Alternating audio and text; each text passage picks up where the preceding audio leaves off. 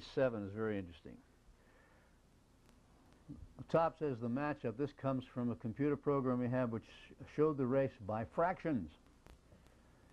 Now, this is a lot better than just looking at the fractions and deducing where a horse is by looking at the fractions as we did on the board there. But this shows two horses, the winner and the place horse in this race. Now the winner starts horribly in the first fraction.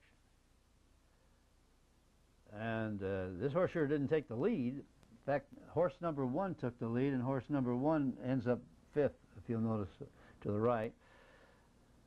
Horse number 7, or number 2, I guess it is. Yeah, he's 7th. Number 2 is the winner of this race. He starts 7th.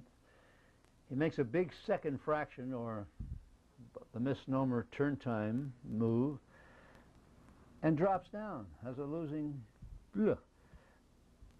So he's down there, way down about 5th or 6th on the third fraction, but he wins the race and pays well. Now the horse that places starts well down, about 5th from the bottom, and moves steadily upward. He would be the horse that your visual perception would say should be the winner. Well, it placed. Look down at the bottom of that page, and you'll see that the winner, Jove, paid $26.80. He certainly wasn't the horse that the visual matchup would have got. $26.80 to win, $10.60 to place, $6.40 to show, and the horse that looked like it should be the winner by your visual matchup came in second. Mr. Frank paid $4.80 to place and $4.40 to show. Well, a lot of people think that $4.80 to place is a good bet. The only problem is that the person who uses this visual procedure seldom, if ever, bets to place, so it was a total loss. You see where the compounded ratings above present a slightly different picture. The horse that has the EPR horse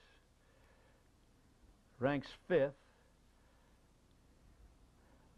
Mr. F ranks 2nd early pace and continues on to have some good rankings. He places.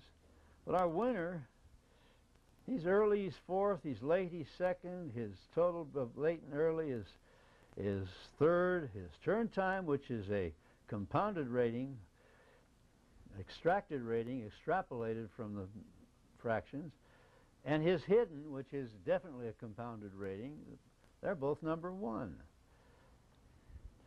So you can learn a lot more from compounded ratings. Now the next page is page 8, which is the same as we showed you on the blackboard earlier. Study that. The next page is just a repetition of the most important phrase that you can adopt if you want to truly become a consistent winner of races and profit. The word is corollary. Now, we've defined corollary in a lot of manners. But you don't need a dictionary definition. If you do, go look it up. Corollary is something which supports, substantiates another factor. The more substantiating factors, which are corollaries, that you have to enforce your original decision, the more likely you are to make that decision. Now, I know a lot of people say, well, I like that horse. Well, I'm going to bet that horse. Okay. But they don't have anything to support that bet. When they lose, they are crushed. If you have a number of corollaries that support your decision, you're more likely to make that decision with enough money behind it in your wager to make handicapping profitable. It's easy to come up with a single readout or a single factor decision and go bet $2. But you can't even pay for this tape with $2 bets. You've got to have substantiation to make that decision a positive one that you're confident of. You're not going to win them all. Anybody who thinks you can win all the races, I know people who said, well, I'm going to wait till I have something that'll win all the races before I'm going to make my first bet. Well, I met them when they were 20. They're now 68. And they haven't made a bet yet. A little facetious, but, you know, you get the idea. What you need is something to support you. What do we have in therapy? When people start to get well from some problem, they get a support group, or they go back to the therapist for support. We all need support. If we get a good habit out of a bad habit, we need something to support the continuation of that positive, and the corollary is the way to do it. Those of you who do not use all your corollaries, who just stop at one because it worked yesterday and the day before, and then you had that losing day, and you say, why? The answer is you did not consult your full set of corollaries. Now, we have what we call prime corollaries. Prime corollaries are the ones representing the readouts we had on our earlier programs, right up until Pace Launcher 4, and then we added some others in synthesis, which is our best, most productive program.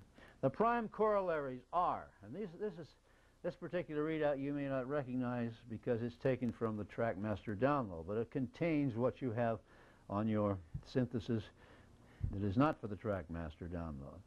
Your primary corollaries include early pace rating. Everyone knows what that is. Late pace rating, CP, composite pace rating, put an R under that. Turn time, which is a misnomer for the second fraction. We called it the hidden fraction for years, and then a guy I knew named Sam Sedgwick, he liked to call it turn time, so we called it turn time, and then it came into books, popular usage as turn time, but it's not always run on the turn, but it is essentially the second fraction.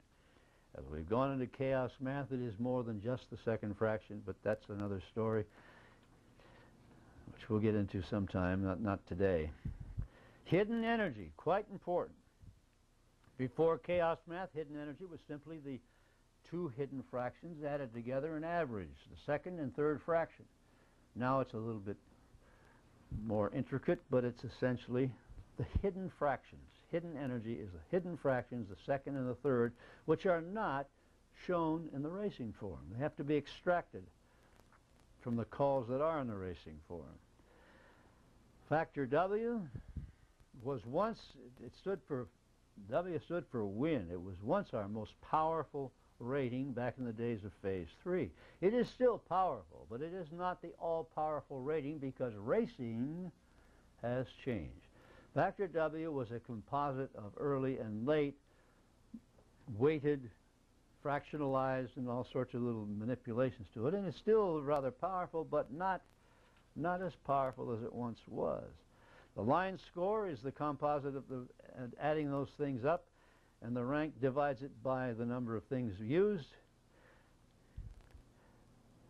Also, we've repeated factor X by itself over to the right in the primary corollaries because so many people are finding that factor X in the top 3 and at the most 4 is producing all the winners all over across the nation that we isolated it once again. Entropy is, for some people, a prime corollary. Sam Wada, for instance, it was one of the most important in his mind. To some people, it is a secondary corollary or a supplemental corollary. But it's here. TS, once I think people use it as true speed, just meaning the time of the race divided by the feet of the race divided by the time of the race, which gave a feet per second record of total speed, which is nothing more than final time. We call that total speed now, not true speed. Total speed has a lot of fractional weightings and other factors from chaos math that makes it an even more supportive readout than just plain old final time. TPP,